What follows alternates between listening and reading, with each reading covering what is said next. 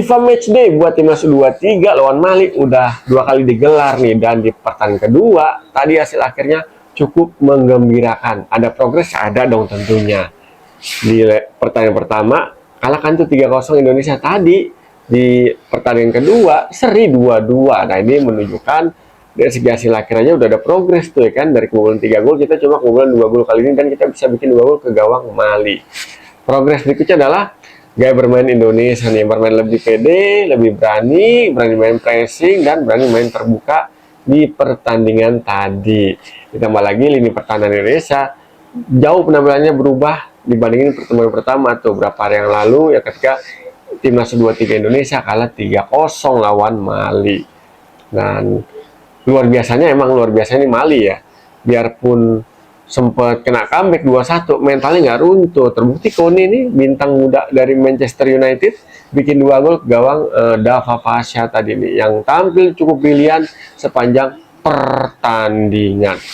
Kalau dari segi starting line up menurut gue sih ya masih udah cukup oke lah ya, cukup oke dari starting line up yang turunin. Dan Moro Zistra nih emang tipikal striker apa ya, striker yang emang kalau dapat support yang maksimal, dapat umpan-umpan empuk di kotak penalti, ini bisa dikreasikan menjadi gol sama dia nih. Terbukti tadi gol pertama kan ketika umpan cutback dari Oki Caraka ini bisa dimanfaatin sama Zilstra nih, biarpun dijaga ada 1 atau 2 pemain yang dekat dari dia, tapi dia bisa mencari ruang di area kotak penalti dan ujungnya tendang passing aja tuh, sangat terarah dan menjadi gol penyambang kedudukan.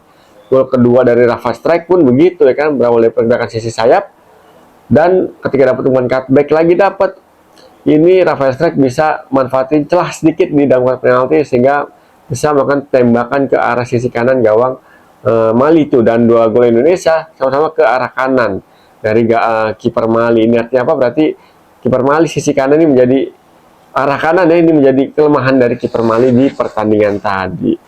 Walaupun ada progres, sisi pertahanan juga gitu tuh, progresnya luar biasa banget, dari kebobolan 3 gol jadi kebobolan 2 gol. Ya walaupun ada progres, menurut gue masih ada kekurangan nih. Kekurangan yang mesti segera dibenahi sama Coach Indra Safri di skuad timnas U23 kali ini nih, untuk menghadapi SEA Games nanti. Tentunya di SEA Games nanti diajar sebenarnya pressernya pasti jauh lebih luar biasa banget. Kelemahan Indonesia yang pertama adalah ketika musuh main high press, main bola-bola tempo cepet, Indonesia masih agak sedikit kedodoran nih untuk mengantisipasi permainan cepat dan high press dari Mali di pertandingan tadi itu. Terbukti kan ketika Mali ketinggalan 2-1, Mali naikin tempo, main pressing, main variasi umpan cepat di tengah maupun sisi sayap. Ini benar-benar ngerepotin pertahanan Indonesia. Untungnya berapa peluang Mali itu bisa dimentain sama kiper timnas tuh, Dava Pasha, yang tampil cukup brilian di pertandingan tadi. Kelemahan keduanya, Coach Indra Safri gaya menyerangnya masih monoton.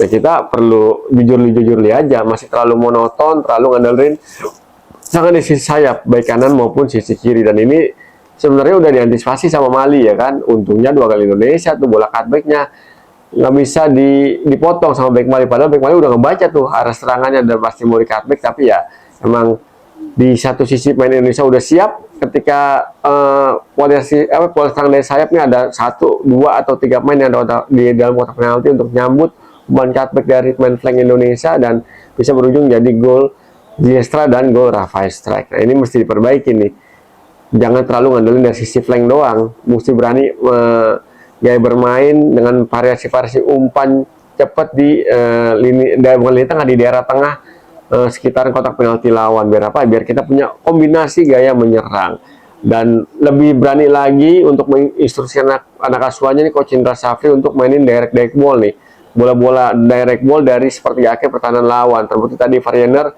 1 kali kalau satu ya, umpan matangnya ketika Ryan Hanan dikasih umpan segitiga L1 kalau di PS ya kan, umpan congkel dari Variener bisa membelah lini pertahanan dari Mali, tapi sayang banget Ryan Hanan bisa dilanggar. Nah, pola-pola serangan kayak gitu tuh mesti dibanyakin untuk apa ya, biar serangan Indonesia nggak monoton menurut gua. Kalau ini bisa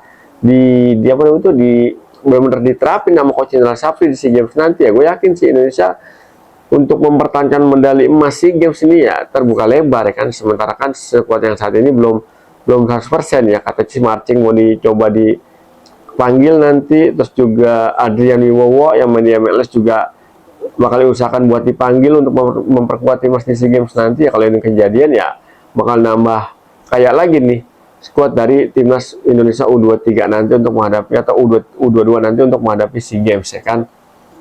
Ya kekurangan lagi tadi menurut gua ya, ini di tengah lagi ini Ivar Jenner butuh tandem yang apa, yang bisa ngimbangi gaya permainan dia. Tadi kelihatan banget Ivar Jenner sangat-sangat menggendong banget di tengah dari Indonesia. Sayangnya tadi Arkan Fikri nggak main ya, yang main tadi Sabtu Zenad yang tadi nemenin di tengah sampai gue lupa tuh kan. Menurut gue sih Ivar Jenner bakalan cocok sih kalau diduetin sama Arkan Fikri ya, karena Arkan Fikri punya mobilitas, Ivar Jenner punya mobilitas, dan Ivar Jenner juga apa namanya dia bisa mengatur tempo, bisa jadi DM, dia juga bisa menjadi CM yang sangat baik dalam meranin dua-duanya tuh posisi tersebut Ivar Jenner. Makanya dia butuh tandem nih biar dia bisa fokus, nggak terlalu dia banget nih, nggak terlalu menggendong banget. Kalau punya tandem yang pas buat Ivar Jenner kan, tadi kita lihat kan di menjelang ujung babak kedua, gue bilang kan ketika Ivar Jenner bisa fokus bantu serangan, dia ngeluarin umpan-umpan terukurnya ke area, langsung ke area pertahanan lawan melalui umpan-umpan apa ya, umpan terobosan ya, umpan terobosan lambung maupun umpan-umpan terobosan datar. Ini Ivar Jenner punya keahlian di sisi tersebut. Tapi sayang banget kalau Ivar Jenner terlalu fokus untuk membantu lini pertahanan, untuk meredam serangan dari lini tengah, dia jarang dapat kesempatan untuk ngirimin umpan kunci di area seperti akhir pertahanan lawan. Ini sayang banget, padahal Ivar Jenner punya kualitas di situ tuh. Makanya gue bilang tadi kan Ivar Jenner butuh tandem yang sepadan nih, tandem yang pas di lini tengah nanti untuk di SEA Games nanti. Kalau itu ketemu, wah dia bakalan lebih ciamik lagi nih permainan timnas Indonesia U23 ataupun U22 nanti di SEA Games ya kan, di bawah asuhan Coach Indra Safri. Yang lain satu hal lagi sih yang menjadi apa ya, menjadi catatan gue tuh tadi, terutama sampai Ricky apa betul di sisi kanan tadi itu sebelum Rehan Anan masuk ya kan. Sebelum kedua dia udah oke mainnya, tapi ketika musuh main high pressingnya ditingkatin, temponya ditingkatin, ini agak sedikit kagok nih. Ricky agak sedikit berbet ya kan gaya permainannya nih. Kontrol bola nggak oke, sering jauh kontrol bolanya ketika dapat umpan-umpan kunci. Terus juga visi permainannya juga masih perlu dipertajam lagi ketika musuh main high press ya kan. Ditambah lagi dia sempat punya kesempatan ya untuk nusuk, tapi ya sayang banget finishing touch-nya ya ataupun sentuhan terakhir sebelum mengirim umpan nih masih belum terlalu maksimal. Perlu dimaksimalin lagi buat nanti laga-laga berikutnya di SEA Games, kalau nanti emang dia nanti masuk ke dalam squad yang dipegang sama Coach Indra Safri ya, di final squad untuk SEA Games nanti.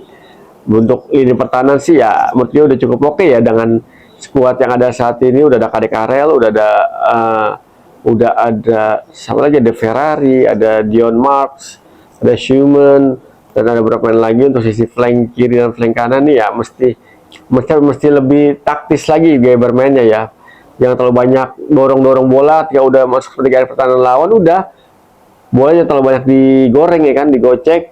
Ketika dia udah masuk daerah pertahanan lawan, sebisa mungkin kirim umpan ke sisi tengah dari kotak penalti lawan, biar kesempatan bikin peluang ini terbuka lebar. Dan lini serang dengan yang stok yang ada saat ini menurut gue ya udah cukup mumpuni lah ya untuk bersaing di SEA Games nanti kan. Udah ada Zylstra, ada Rafael Strike, ada Hoki Caraka juga yang udah menunjukin tadi gaya bermainnya. Udah ya, kalau Hoki Caraka, Rafael Strike kan udah di era Sintayong udah berapa kali bareng ya main. Nah tinggal sama Zylstra nih. James Raven aduh masih butuh waktu ya.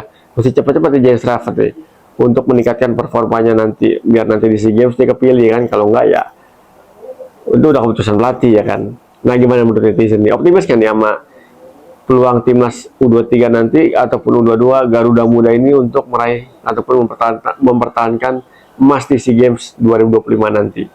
Tulis di kolom komentar ya. Yang penting dukung terus semuanya sepak bola tanah air, dukung terus perjuangan timnas Indonesia di apapun ajangnya, dan kita dorong terus agar perkembangan sepak bola tanah air di grassroots-nya, liganya terus berprogres ke arah yang jauh lebih oke lagi dibandingin saat ini.